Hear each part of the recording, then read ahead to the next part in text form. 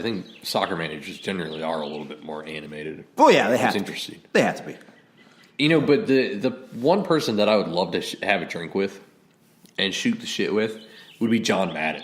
Can you imagine? Can you imagine watching a football game with John Madden? No, John Madden is one of those guys who, I don't know how to put it. He makes some comments that are so like, it's a given. Like he made a comment once like, if you score more points than the other team, you're going to win the game. Yeah. It's like, yeah, you're going to win the game, but why are you saying this? You know, he's like, it's like I don't understand his popularity. I don't understand how he got. You know what I mean? I think that's kind of why I want to do it, though. But he says things that are common, right? But he makes it seem like it's incredible. Yeah. Well, boom! If this guy blocked this guy, then he wouldn't get a sack. It's like, well, yeah, if he blocked this guy, there wouldn't be a sack right there. Yeah. You know, oh, boom! If this guy catches the ball, he's going to get a touchdown. I'm like, yes, we know that he's going to get a touchdown if he had caught the ball. And for some reason, maybe it's masochism, but for some reason, I would love to sit through a football game with him next to me, listening to him do that. Circling things. And then obviously, he's been out of the public eye for quite a while, so maybe things are bad for him. But. As a younger fellow, I always wanted to spend like one day with him on the road on the Madden Cruiser. Yeah. The Madden Cruiser, the bus thing, was always like a big thing for me. It's like, the guy doesn't like to fly, so he takes a bus everywhere. Yeah. Which goes back to our whole thing of the United taking a bus or a train somewhere. It's like, Madden did it for years. And he made a whole, he had a whole career out of the thing. You know? Yeah, he did. Yeah. Yeah, he was just one of those guys who, I don't know. It amazed me he lasted as long as he did.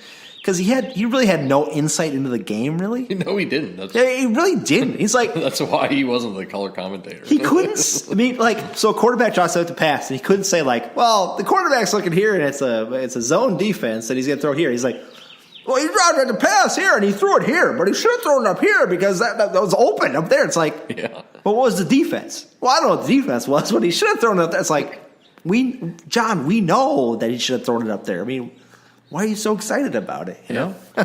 Yeah. All right. Well, I guess it's about that time to wrap it up. We got a game coming on at 2:00. Is there anything you want to talk about on today's game other than the score? I mean, frankly, I think they're probably going to win. Yeah. I think they will. You question it because it's Seattle, but I think they'll win. Quintero's obviously going to start again. Yes. I think that left side might be interesting. Mm-hmm. I know I saw one person, Jeff Reuter, he's a commentator for The Atlantic. Mm-hmm. Right? No, Athletic. The Athletic. Which, side note, by the way, if you want good sports writing, get a subscription to that site.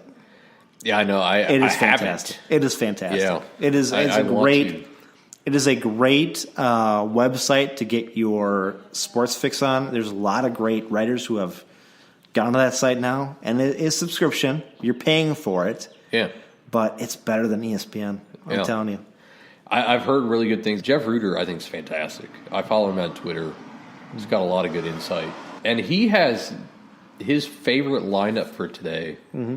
Takes Ibsen out and puts Nicholson in with Ibarra and Quintero and Finley. Mm.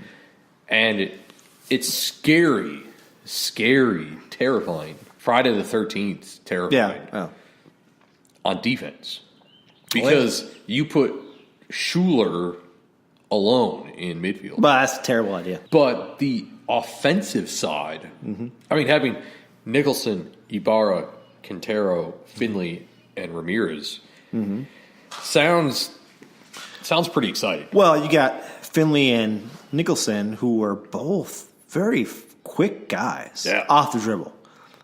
Finley, every game, I swear, he has one up the side where he just scoots up the side.